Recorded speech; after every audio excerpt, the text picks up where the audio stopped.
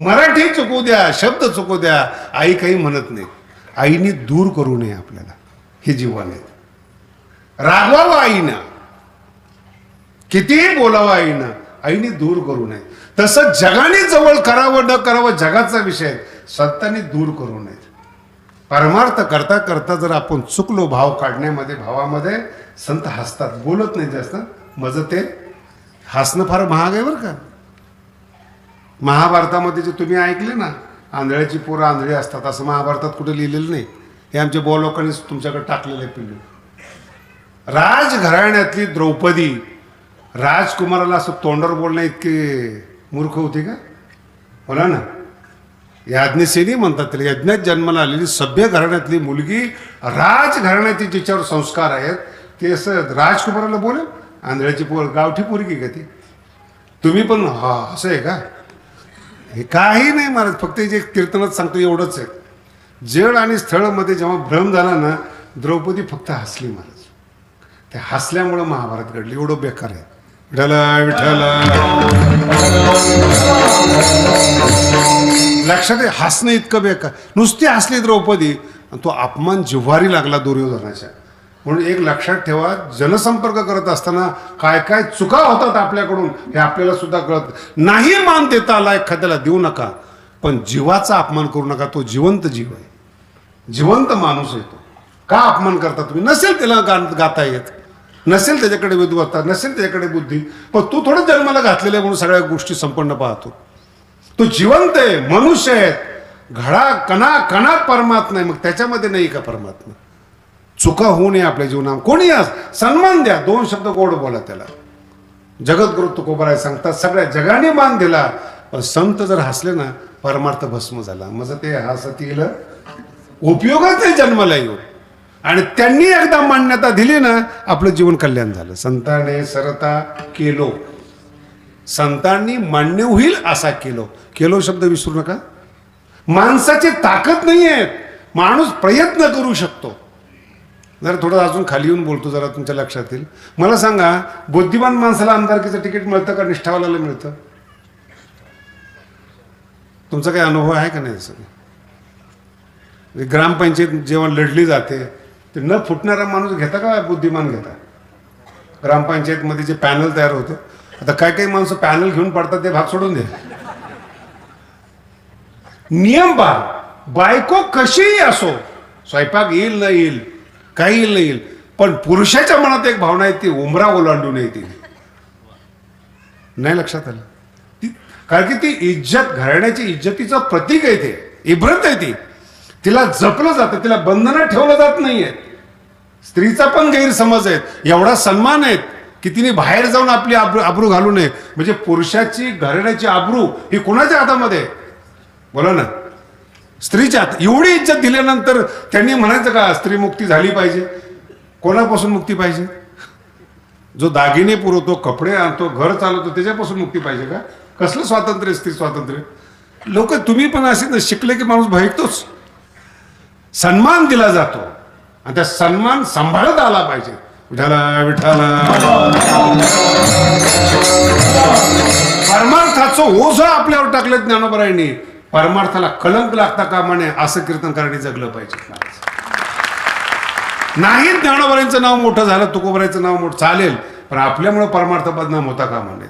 नाही तर लोक काही परमार्थिकला पण म्हणतात, लय पाहिले हो कीर्तनकार, कलंक लागला, दुसरं पाप झालं. ते मग मान्यता दिली गेली पाहिजे.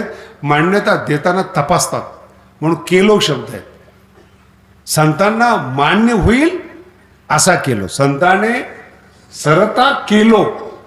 केलो शब्द फार याच्यामध्ये फार मोठा अर्थ आहे. आपल्या हातात नाही येते. माझ्याकडे 10 विद्यार्थी शिकायला आलेत. कोणत्या विद्यार्थ्याला ट्रेन करायचं हे शिक्षकाच्या हातात. आणि शिकता शिकता कळतात पोरं निष्ठावान आहेत का बुद्धिमान आहेत. मग त्यातून एकाच मुलाला जास्त शिकवलं जातं, त्याला विद्वान केलं जातं. त्याला विद्वान, एवढंच लक्षात ठेवा आज, त्याचा विद्वान मग का केलं जातं? तो पोरगा मनात बसतो. गरीबातला गरीब आणि विनम्र जर पोरगा असेल ना, तर मी असे अनेक कलेक्टरची कहाणी ऐकलेली. शिक्षकांनी वर्गणी करून त्याला शिकवलेले. त्याच्यात बुद्धिमत्ता आहे, गुणवत्ता आहे, आणि याच्याबरोबर थोडी विनम्रता आहे. घरात कितीही गरिबी असू द्या, मिळून वर्गणी करून शिक्षक लोक त्याला शिकवतात. केलो विठ्ठल विठ्ठल. आणि जर नसलं मनामध्ये, माझे एक मित्र आहे काशीमध्ये, खूप जास्त शिकलेला आहे, वेदाचा खूप चांगला अभ्यास केलेला आहे त्यांनी. आता ते शाखा बदलली ना, ज्ञानेश्वरीची शाखा वेगळी, वेदाची वेगळी, वेदांताची वेगळी, व्याकरणाची वेगळी, ज्याच्यात त्याचा दृष्टिकोन असतो.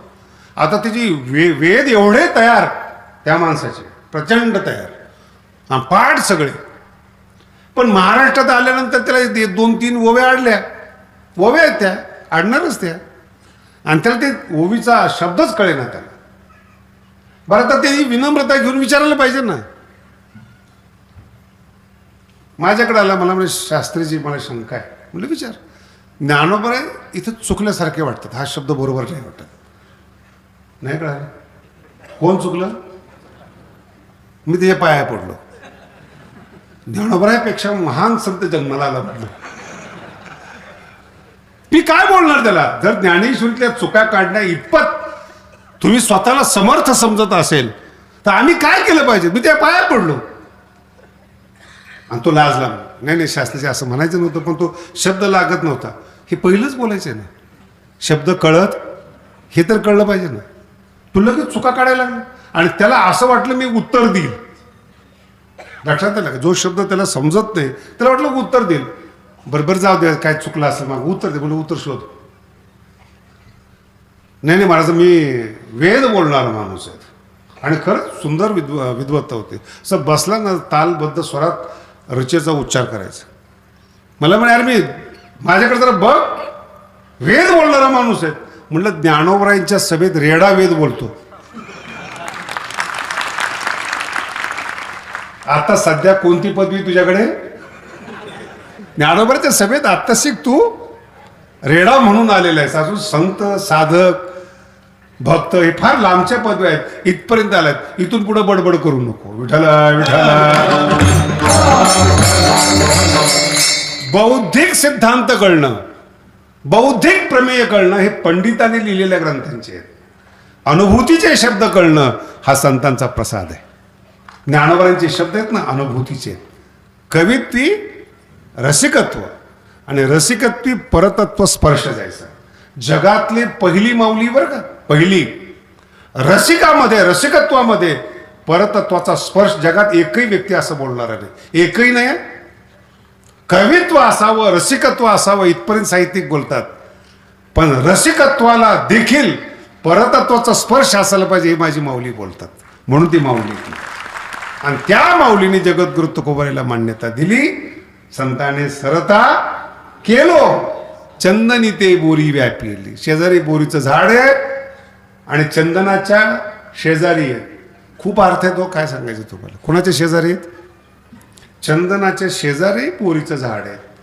चंदनाचा सुगंध बोरीमध्ये प्रवेश करतो, बोरी बदलून चंदन होते. मराठी कळली का? आणि तुम्ही कोणाच्या शेजारी आहेत? वारकरी सुद्धा प्यायला लागले. तो चंदनी ते बोरी, ह्या बोरीने याला चंदनाला बोरी केलं हो. एका कीर्तनकाराची मुलं पित होती. मला टेन्शन आलं. तो त्या महाराजाला, तुम्हाला म्हणलं महाराज आता काय करू, मी जागोजागी माळा घालतो, दारू सोडतो ना, आमच्या घरातली मुलं पितात. म्हटलं काहीतरी चुकत असेल तुझं, काहीतरी दोष असतील तुझे, काढून बघ. काय दोष करायचे महाराज? विठ्ठल विठ्ठल. परमार्थामध्ये निष्काम पुण्यच पिकायला कारणीभूत होत. नीट आहे का? सगळं पुण्य फल देण्यासाठी धरणं करतं. कोणतंही पुण्य करा, तुम्हाला चांगलं वाईट फल प्रदान करणार. हरिमुखे म्हणा, हे जे निष्काम कर्म आहेत हेच पुण्य तुम्हाला संताच्या सान्निध्यात नेतं. म्हणून माझी मज झाली अनावर, त्याच्यामुळं संत संघ भेटला त्यांना. आणि तो संत संघ भेटल्यामुळे, संत संघ भेटल्यामुळे परिवर्तन झालं. तुकोबाराय शेजारी आले, ज्ञानेश्वरीच्या संतांच्या शेजारी आले, संत झाले. तुम्ही आम्ही आपला शेजार बघावं. चांगली बाई असते आणि शेजारी मंथरा असते. आणि मंथरा जर शेजारी असले रामाच्या सान्निध्यात राहणारी कैकई बिघडते हो, आणि नामदेव महाराजांच्या शेजारी राहणारी जनाबाई संत होते. विठ्ठल विठ्ठल. कशाचा परिणाम आहे हा? एक भांडे घासणारी बाई अभंग लिहिते आणि राजघराण्यातली बाई कैकई बर्बाद होते मंथरेच्या संगतीमध्ये. तो आशय येतं. चंदनी ते बोरी, बोरी आहे. बोरी कळली का तुम्हाला? काही काही माणसं आहेत ना असे अशा काट्याचे असतात. बोरीचे काटे बघितले तुम्ही? आता तुम्हाला काय सांगायचे, शहरात सांगावं लागतं आम्हाला. बाबळीचा काटा परवडला, पण शहरातले बुद्धिमान असे काट्याचे असतात. इकडून पण काटाने अडकलं तर दोन्ही बाजूने अडकतं. मग जुन्या काळामध्ये आदिवासी लोक जेव्हा जिथं वाघ वगैरे राहतात ना तिथं जात असताना बोरी बरोबर घेऊन जातात, कारण की ते पोट जे असतं त्याचं पातळ असतं, ते आक्रमण करता येत नाही. ते बोरीच्या काट्याला घाबरतो. कोण? बोला ना. तसं तुम्ही पण अशा काटेरी माणसाला घाबरा. घरात आणलं तर घर काळं होतं आणि बाहेर दुस्ती केली तर दुश्मनी बदला घेतला जातो. घरात माणसं आणताना विचार करून आणा. त्याच्या पुढं जाऊन बोलू का तुम्हाला, तुमचे किती जरी जवळचे माणसं असू दे, किती जवळचे माणसं असू दे, मोठी माणसं कधी घरात बोलवत नाहीत. त्याचं नाव आहे बैठक. तुमची लायकी कुठपर्यंत आहे? बोला ना. समस्या घेऊन गेला कुठपर्यंत? बैठकीपर्यंत. तिथपर्यंत. त्याच्या आत संस्कारांना ते घर शिल्लक राहतं. ते घर कधी बर्बाद होत नाही. आणि जर का घर मोकळं ठेवलं आणि कोणी घरात शिरायला लागलं ना, बर्बाद झाल्यानंतर सुद्धा याला कळत नाही आपण बर्बाद झालो म्हणून. संगत महत्वाची. चंदनी ते बोरी. पण महाराज आमचा प्रश्न असा आहे, बोरीला चंदन केलेलं आहे, काय गुण होता बोरीमध्ये? दुसऱ्या चरणात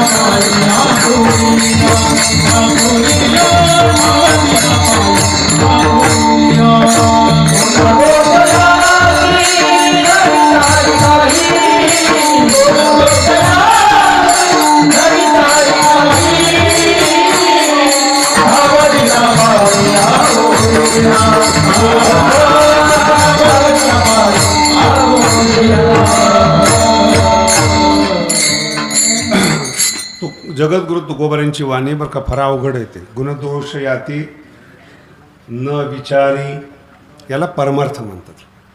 आपल्या जवळ येणारा साधक हा कोणत्या गुणाचा आहे, कोणत्या जातीचा आहे, काय दोष आहेत, संत विचारत नाही. म्हणून भूमिकेत तुम्हाला मी या गोष्टी सांगितल्या. तुम्ही सुद्धा आता ही वर माणसं बसलेली आहेत. आपल्या इथं 7 कीर्तनकार आहेत, 10,000 कीर्तनकार आहेत महाराष्ट्रात. बरोबर आहे का नाही? पूर्ण महाराष्ट्रामध्ये 10,000 कीर्तनकार आहेत. म्हणजे 7च का? आपल्या शताब्दीमध्ये 7च कीर्तनकार आहेत ना, 8 असतील. बरोबर आहे का? गुण पाहिला जातो.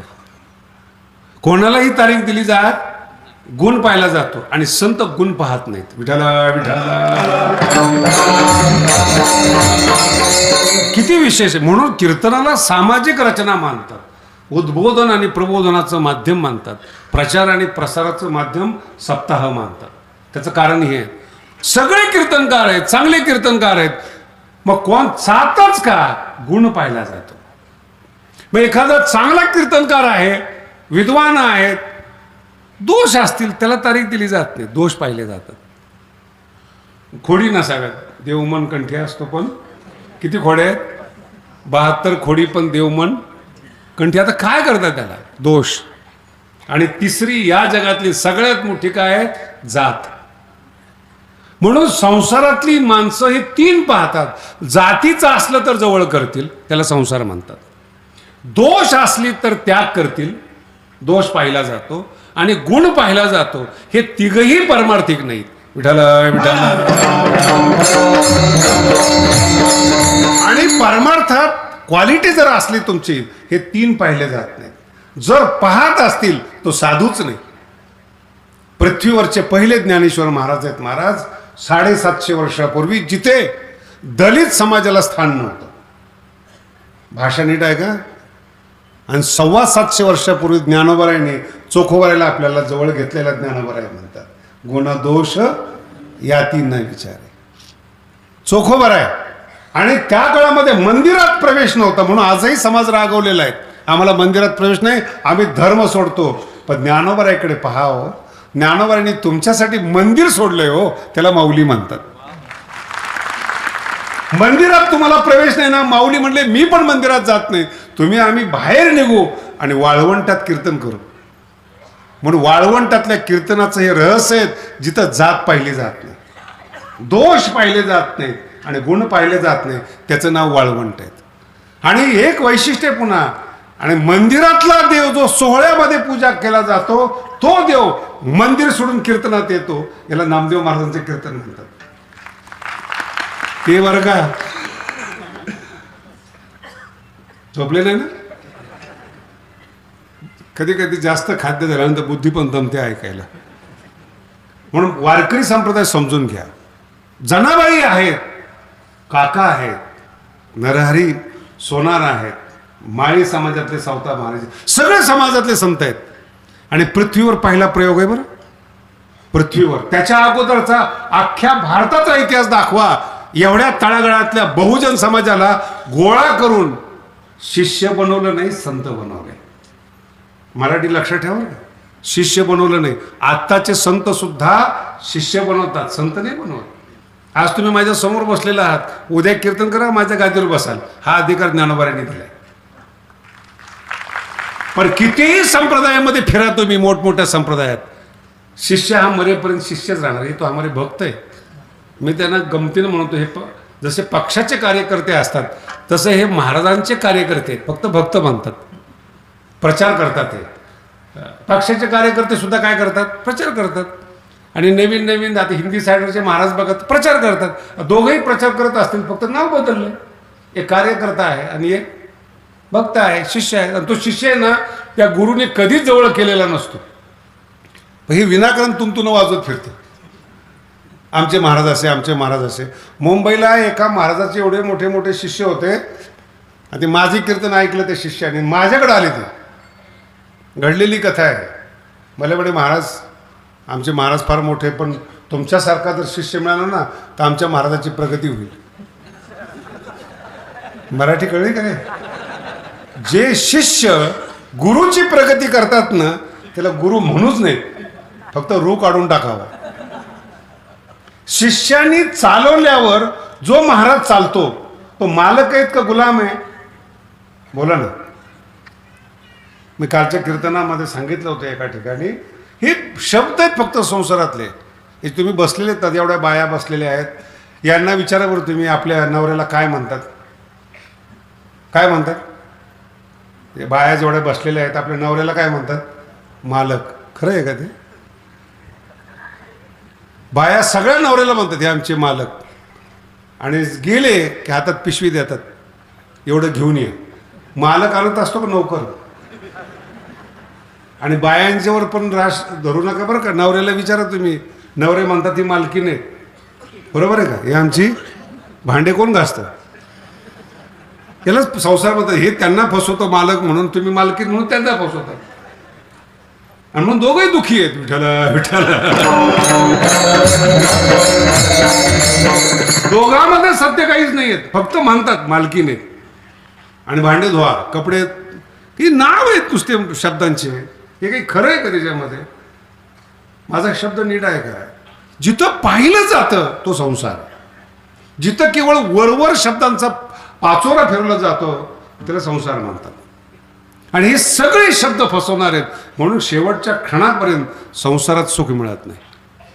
म्हणून गुण, दोष आणि याती हे संसारात विचारली जात नाहीत. आणि जिथं विचारली जात नाही त्याला परमार्थ म्हणतात. ठाव दिला बाई.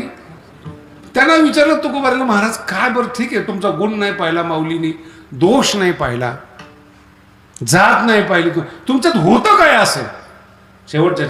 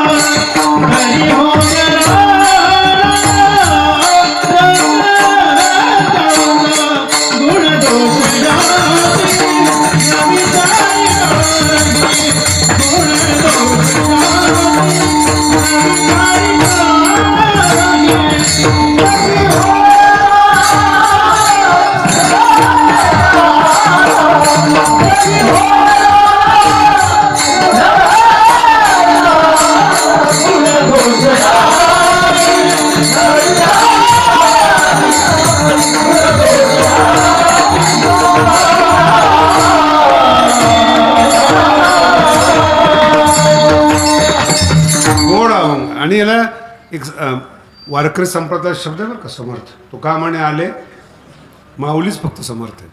म्हणून तुकोबराय बऱ्याचशा अभंगामधून माऊलीचं नाव नाही घेत. नाही कळालं? जे सभ्य असतात, कुलीन असतात, नाव नाही घेत ते. नाव न घेणं हे आदराचं प्रतीक आहे. नाव घेऊन काय शहाणपणा केला? मुंबईला एकाचं कीर्तन झालं, आमच्या कीर्तनकाराचं, डोंबिवलीचा राहणारा होता. चेष्टेत म्हणणार जरा काही पत्नी दाखवली नाही, काही नाही, लग्नाला बोलवलं नाही, काही नाही, म्हणजे घाईघाईत झालं. जुनी गोष्ट आहे बरं का. आता ते कॉमन झालं. पण ये कीर्तनाला, मग त्यांनी कीर्तन ठेवलं. कीर्तन केल्यावर आम्ही गेलो घरी. ते आम्ही गुरुकुलमध्ये वाढलेले, व्यवहाराची कमी अक्कल ते आहे ते सांगतो बरं का. त्या काळामध्ये त्या बाईनी पाणी आणलं. आता कुणालाच पाणी प्यायचं नव्हतं आमच्या 2-3 महाराजाला, पण ते पाणी आणलं म्हणजे पत्नी पाहण्यासाठी पाठवली असा अर्थ आहे ना. पाणी आणणं म्हणजे पाण्याची गरज असते असं नाही, पण कशाच्या निमित्ताने पुढे यायचं म्हणून ते पाणी आणलं. तर मी म्हटलं त्यांना, म्हटलं काही पाणी नको आहे म्हटलं मला. नाही हो, पाणी द्यायला नाही आले, गोपाळनी पाठवलंय. काय म्हणली ती? पाणी द्यायला नाही आलो, गोपाळनी पाठवले. म्हटलं तुम्ही बहीण आहेत का? कमाल झाली म्हणे. असे कसे दोस्त हो यांचे म्हणल्यावर माझ्या डोक्यात प्रकाश पडला, हीच आहे म्हटलं ती.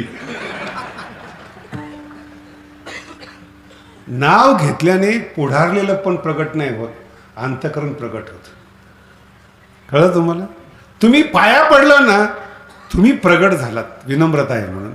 नाही पाया पडलं, कीर्तनकाराचं काही बिघडत नाही, देवाचं काही बिघडत नाही. तुम्ही अहंकारी आहात याचं ते प्रदर्शन आहे. कोण लहान आहे, कोण मोठा आहे, का आपण पाया पडलो, काही फरक पडत नाही याने. एखाद्या लहान माणसाच्या पाया पडा तुम्ही मोठे व्हाल, तो नाही मोठा होणार. त्याच्या तुम्ही पाया पडला. आणि जर तुम्ही नाही पाया पडलात, तुम्ही लहान झालात. काही की तुम्ही स्वतःला मोठे समजा, आम्ही का पाया पडायचं, नको पडू. पण आतली विनम्रता येण्यासाठी आतला भाव प्रगट पाहिजे. आणि संत सुद्धा जे विनम्र आहेत त्याच्यावर कृपा करतात. तुका म्हणे आले. याचा थोडासा विषय मी सांगितला होता अगोदर. तिकीट कोणाला मिळतं? आले समर्थाच्या पक्षसृष्टीच्या मनात. का मनात आलं? त्याचा सगळा 7-12 पाहिलेला असतो. पक्षाशी किती दिवस काम केलेत, किती निष्ठेनं काम केले, किती दिवस पक्ष वाढवण्यासाठी, हे कीर्तनात बोलू नये ह्या काळामध्ये. पण आता याच्याशिवाय समजत पण नाही तुम्हाला, कारण सगळे पक्ष कार्यकर्तेच आहेत. आणि मग इतके वर्ष आम्ही काम केलं आणि तुम्ही आम्हाला तिकीट दिलं नाही, तो का म्हणे आले. काही काही वेळेस अशा घटना घडतात ज्यांचं नाव नाही ते मंत्री होतात. मराठी कळाली ना, ज्यांचं नाव लोकांना माहिती नाही ते मंत्री होतात. मग त्यांना विचारावर काही माहित नाही याचं नाव वगैरे. तुला माहित नाही रे, ज्यांनी मंत्री केले त्याला माहिती ना कोणाला मंत्री करते. तो का म्हणे आले, माऊलीच्या मनात आलं पाहिजे आपला उद्धार व्हावा, एवढंच अभंगाचं सार आहे. मोठ्या माणसाच्या मनात आलं पाहिजे, याच्यावर कृपा करावी. का करावी हा विषय नाही आहे. आणि तुम्ही किती लोकशाहीमध्ये वागा, कृपा करायची का नाही हे शिक्षकाच्या हातात आहे, गुरुच्या हातात आहे. प्रेशर नाही करू शकत. मी तर एका ठिकाणी 2-3 माणसं चुकीचे बसले होते. असं कीर्तन केलं की 2-3 माणसाला समजलं नाही, सगळ्याला समजलं. मग सगळे माणसं त्यांना म्हणलं काय कीर्तन झालं. ते 3-4 माणसं म्हटलं की माणसंच वेळ येत म्हणजे. लक्षात आलं तुम्हाला. आता मला सांगा, सगळ्याला समजलं, ज्यांना समजलं नाही दोषी कोण आहेत? ज्यांना समजलं नाही हे सुद्धा त्यांना समजत नाही. विठ्ठल विठ्ठल. आणि अभंगातला शब्द आहे तरी होय राणा रंक त्याचा. मराठी आहे का? विषयाच्या दारामध्ये भीक मागणारा रंक, जर प्रसाद मिळाला साधूचा, अध्यात्मात त्याचा राणा होय. स्वानंद भोगाची सेल भलती अशी. काय ज्ञानोबांचे एक एक शब्द सांगावे तुम्हाला. परमार्थ सुरू करा महाराज, असा आनंद येतो परमार्थामध्ये. शब्द आपल्याला सांभाळतात, शब्द आपल्याला संतापर्यंत पोहोचवतात, आणि शब्द कृपा करायला लावतात. आणि शब्दाच्या आधार नामचिंतन शब्द आहेत, पण तुम्हाला गुंगवतात ते. राम कृष्ण किती गात,